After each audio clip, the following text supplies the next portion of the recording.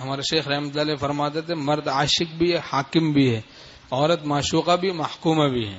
مرد عاشق ہے اور حاکم بھی ہے. عاشق جب فرمایا کہ دنیا کا معاملہ آ جائے تو عاشق بن جاؤ، بھائی کپڑے استری نہیں کیے، کوئی نمک تیز ہو گیا کھانے میں، ٹھیک ہے بھائی درگزر کا معاملہ معاف کر دیا.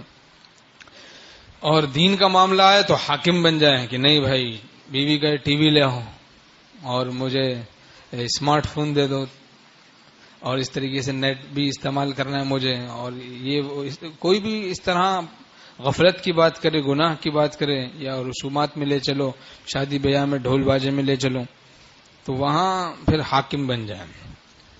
حاکم بن جائے. پہلے تو بیچارے مانتے نہیں لوگ بات کہ بھائی دیندار عورت سے شادی کرو. جب شادی ہو جاتی ہے تو پھر آتے ہیں کوئی تعویذ دے دو، کوئی ایسا کچھ کر دو، کوئی وظیفہ بتا دو، کوئی ایسا کہ ہماری بیوی ٹھیک ہو جائے.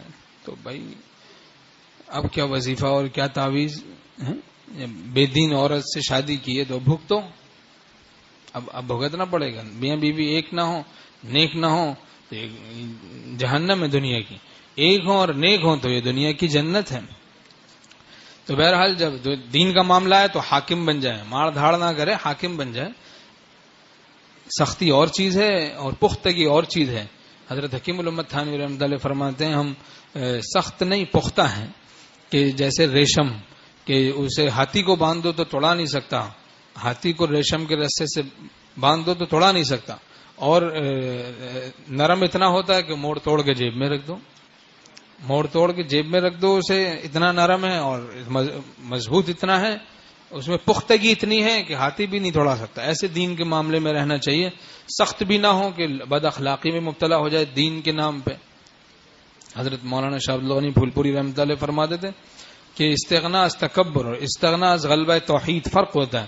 استغنا بعض اوقات انسان مستغنی ہے خلق سے، لیکن وہ غلبہ توحید سے ہے، اور کبھی از تکبر ہے، تکبر سے.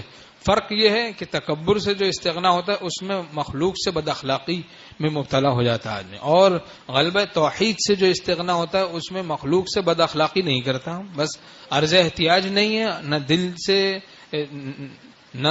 سے نہ زبان سے نہ کسی طور سے نہ ترکیبوں سے، بس اللہ ہی کی طرف متوجہ ہے، اور مخلوق سے خلق سے بد اخلاقی بھی نہیں. لیکن جب تکبر سے ہوتا ہے تو بد اخلاقی بھی ہوتی ہے، کبھی دعوے بھی کرتا ہے زبان سے، زبان بھی قابو میں نہیں. گو علاجن نہیں احتیاطاً صحیح، اہل دل کو دل اپنا دکھا دیجیے.